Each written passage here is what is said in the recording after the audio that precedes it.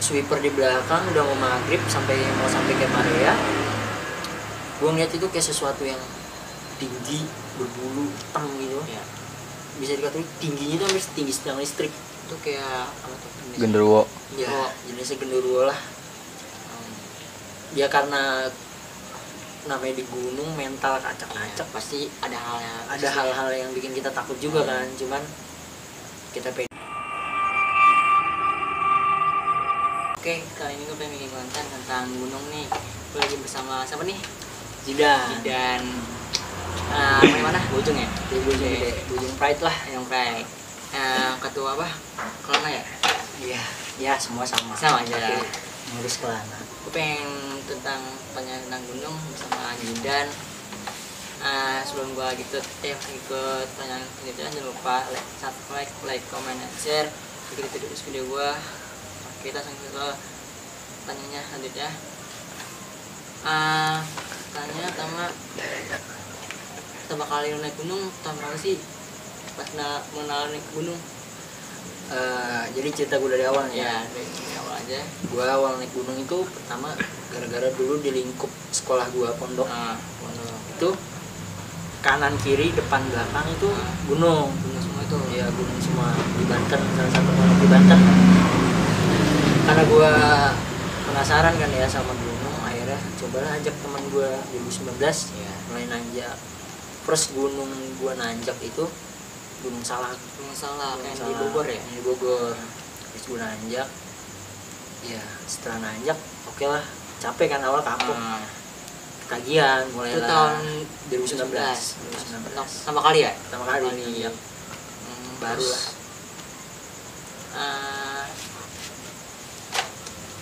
Lu udah berapa kali sih naik gunung? Apa 15 tahun sekarang? Gunung apa aja yang pernah lu alamin?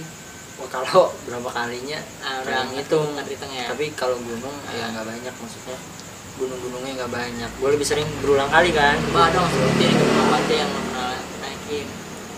Gue dari Gede, Paramo, Slamet, Sumbing sampai dengan Merbabu, Benyamin. Udah itu aja. Iya. Hal mistis yang pernah lihat apa sih di gunung, tentang kayak apa setan gitu, apa yang pernah kayak bayang-bayangan?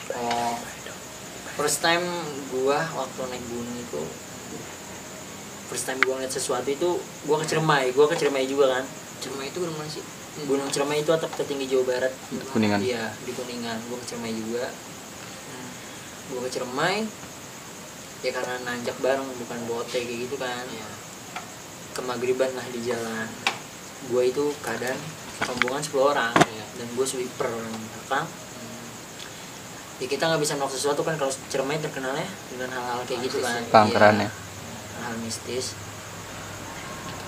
Saat gue sweeper di belakang udah mau maghrib mau sampai ke Maria, gue ngeliat itu kayak sesuatu yang tinggi berbulu hitam gitu ya. Bisa dikatakan tingginya itu hampir tinggi tiang listrik. Itu kayak apa tuh? Genderuwo. Ya, jenisnya genderuwo lah. Ya karena namanya di gunung, mental kacak-kacak, pasti ada hal-hal yang bikin kita takut juga kan. Cuman kita pede aja. Bagusnya sosok itu diem aja gitu. Sosok itu diem. Kalau di gunung lainnya kayak Salak, apalagi Salak kan. Salak itu kalau Salak kita tahu sendiri lah kan ya, apalagi orang Bogor tahu sendiri cita-cita Salak. Nanjak Salak lewat Tajur, Puncak Nusa, kita nge-camp di salah satu deket Gubuk di sana.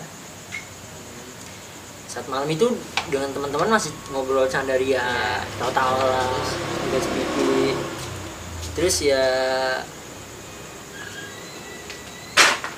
gitu apa?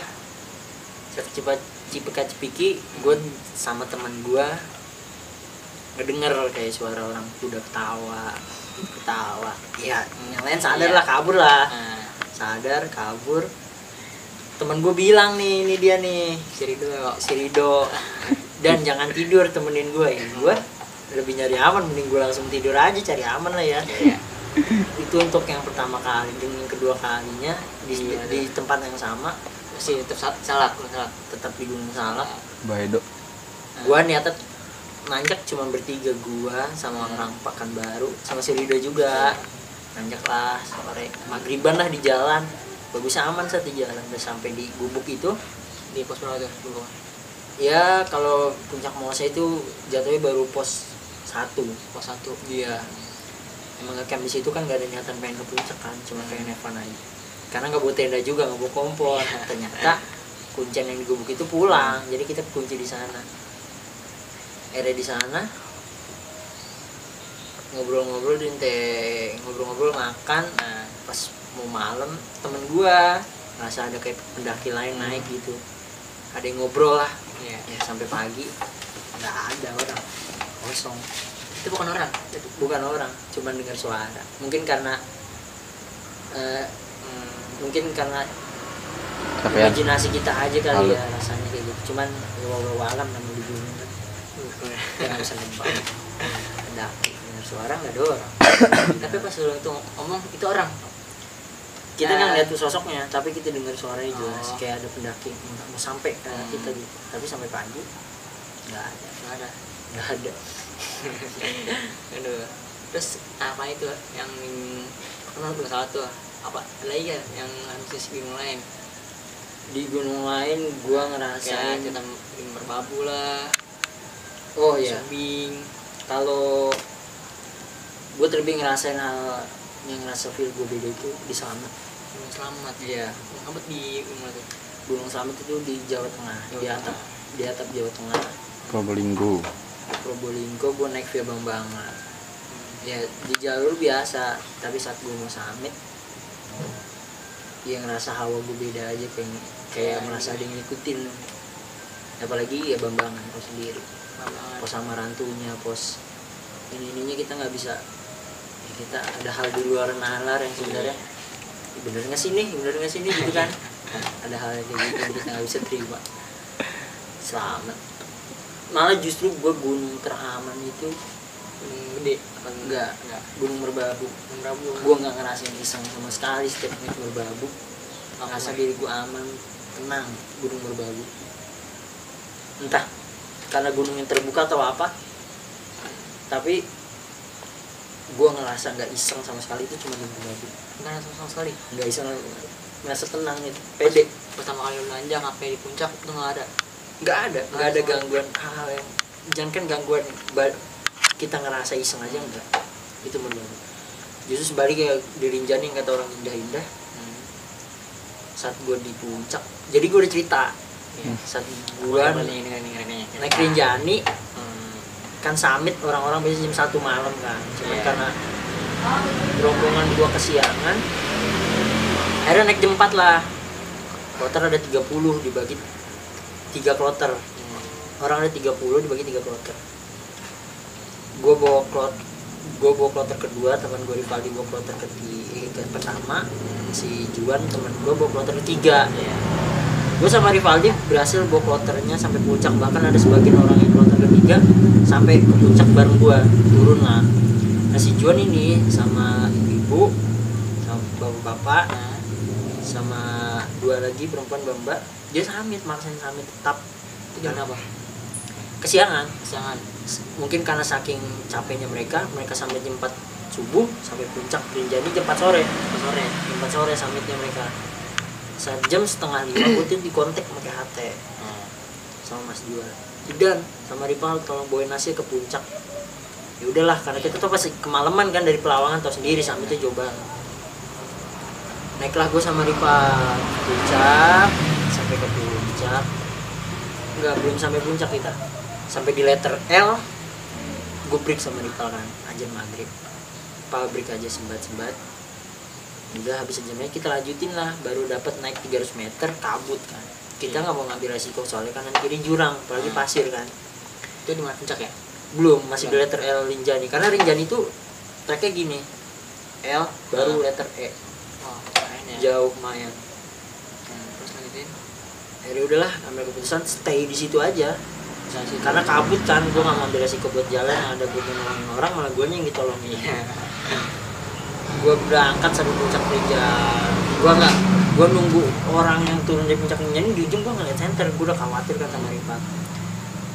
sampai jam 10 malam kok belum nongol mereka nih, ada Iya. apa, dari puncak sampai ke letter L kok belum kelihatan. Ya udah akhirnya gue feel situ. Nah di situ gue ngerasa hawa yang beda, misalkan kayak ada yang manggilin, kayak ada yang ketawa-tawa dari bawah jurang.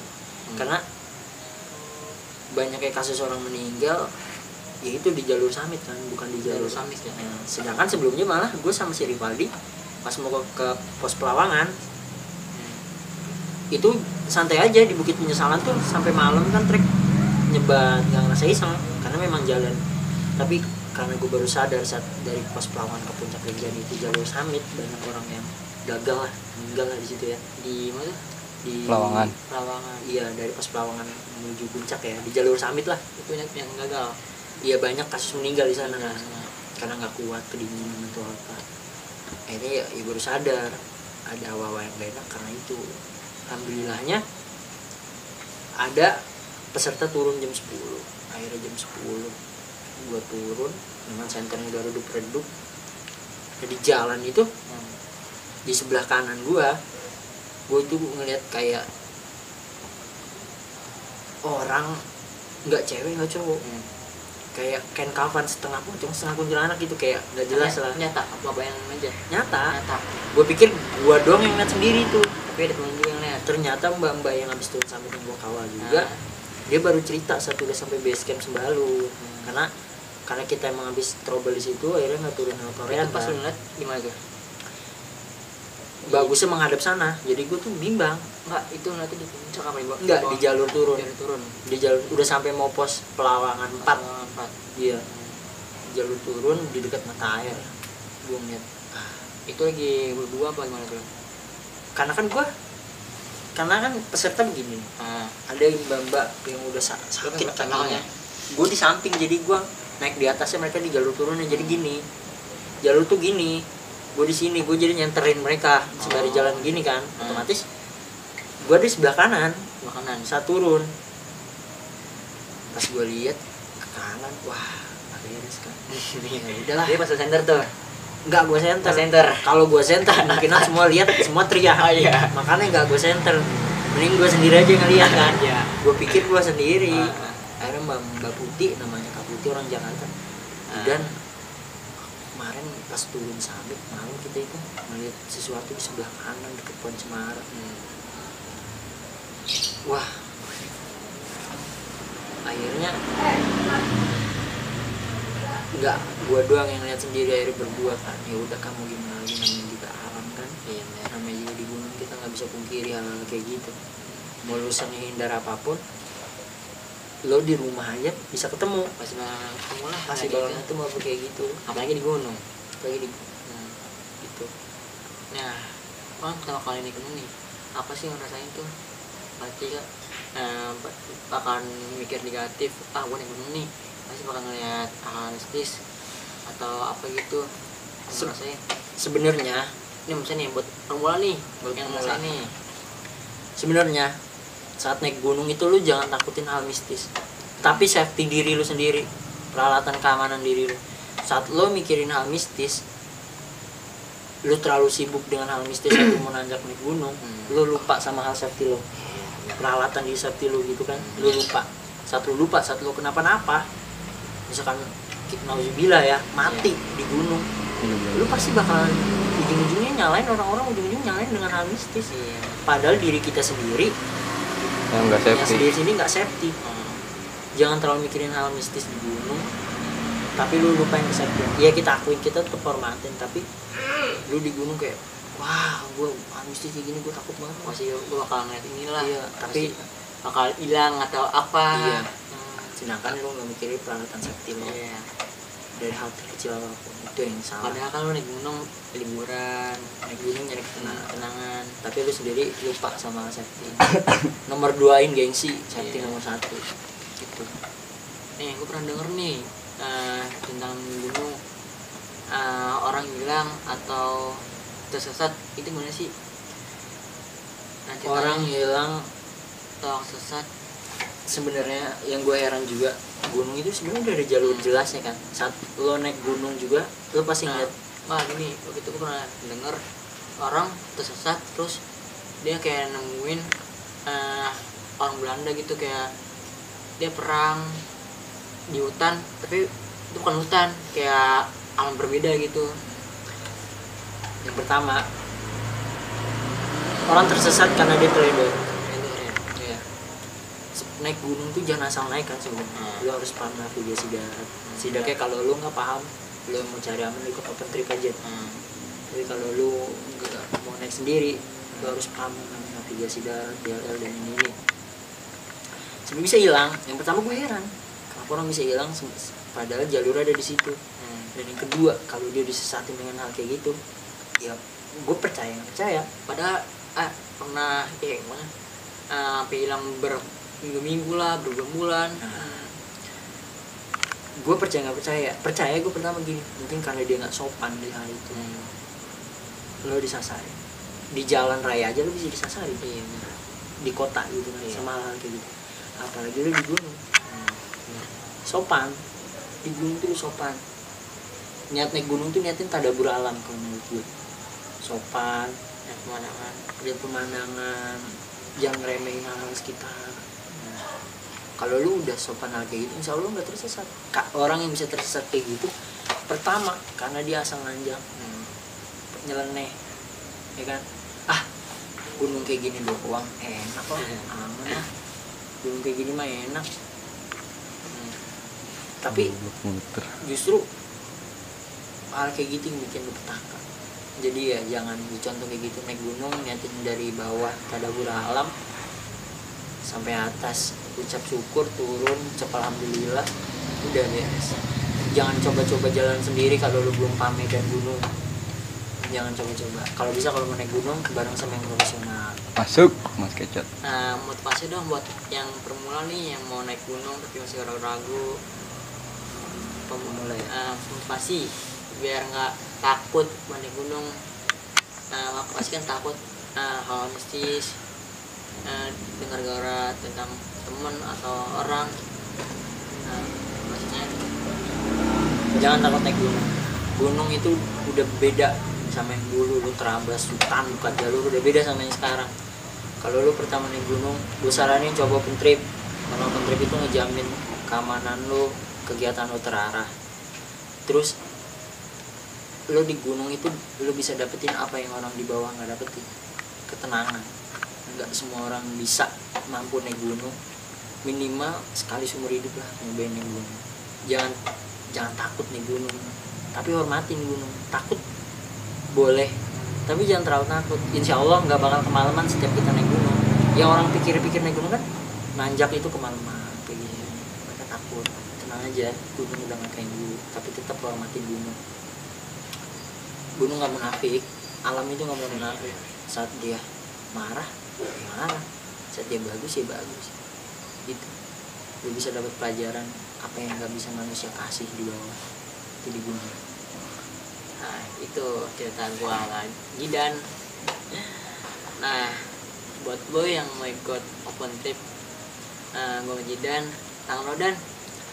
Sebenarnya bukan open trip, kita nanjak bareng tanggal 17. Have fun bareng aja, lintas puncak, 2 puncak sekaligus, Gunung Gede sama Gunung Pangrango. Kita bakalan bermalam di alun-alun Cina Kencana dan bermalam di Lembah Mandalawangi. Tapi biasanya kalau lo mau ikut open trip gunung-gunung